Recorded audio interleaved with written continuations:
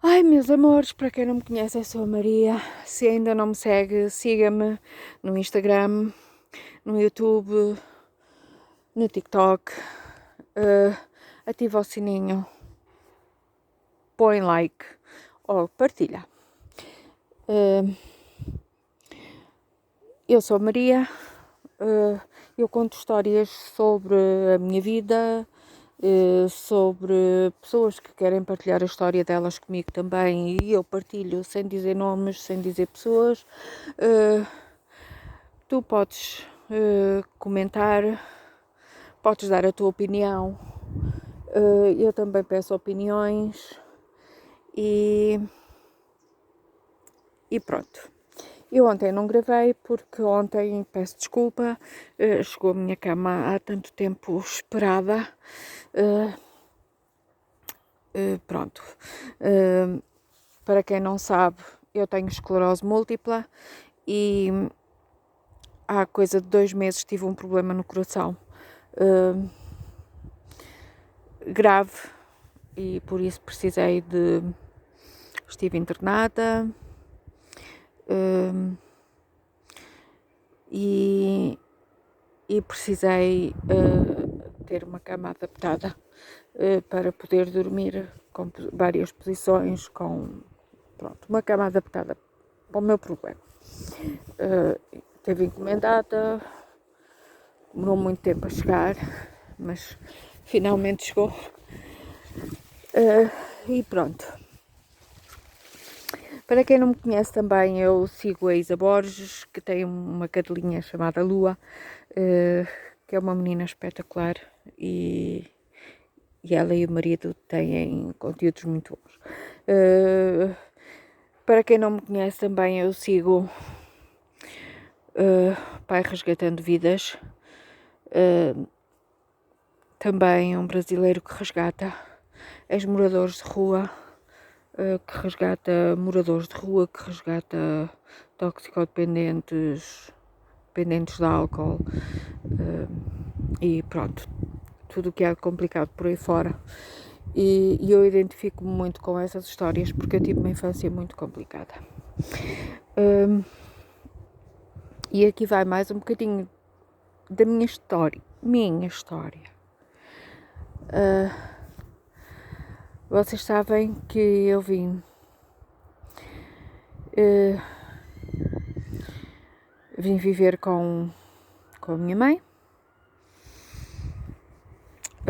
e com o meu padrasto e com os meus irmãos. Eu tinha 12 anos. A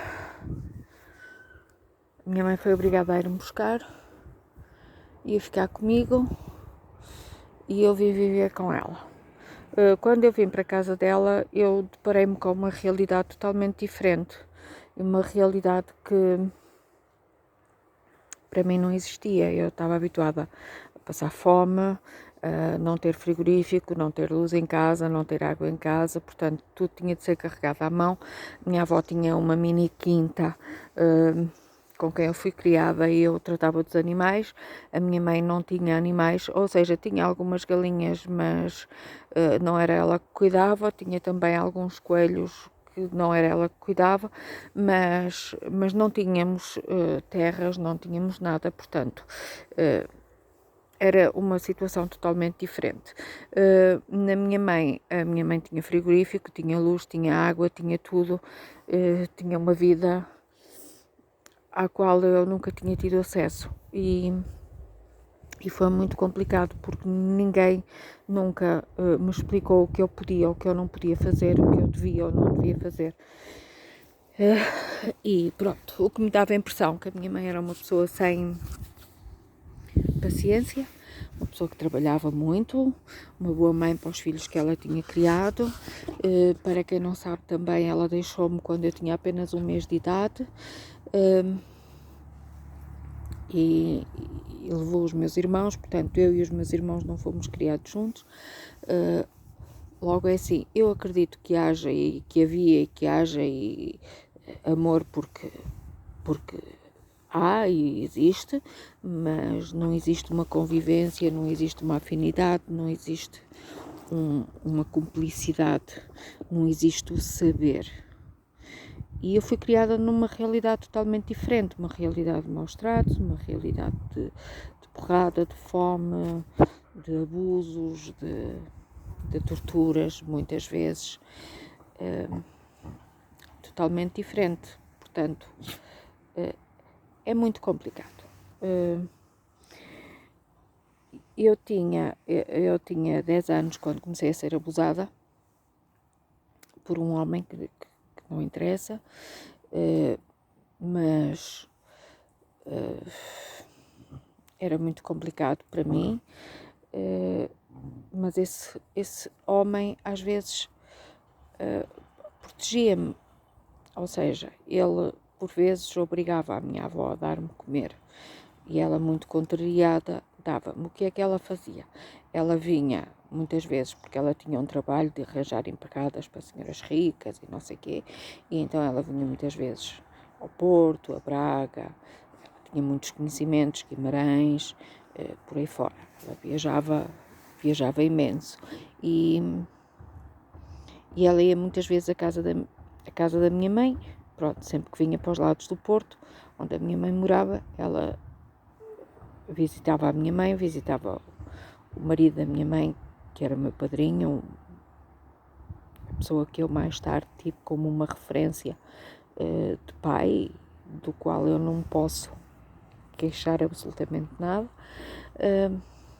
mas na altura eu não conhecia, portanto eu nunca vinha com a minha avó, eu ficava sempre com o abusador, portanto, e sempre que a minha avó se ausentava, eu acredito que ela não sabia dos abusos, porque era sempre que ela se ausentava que eu era violentada.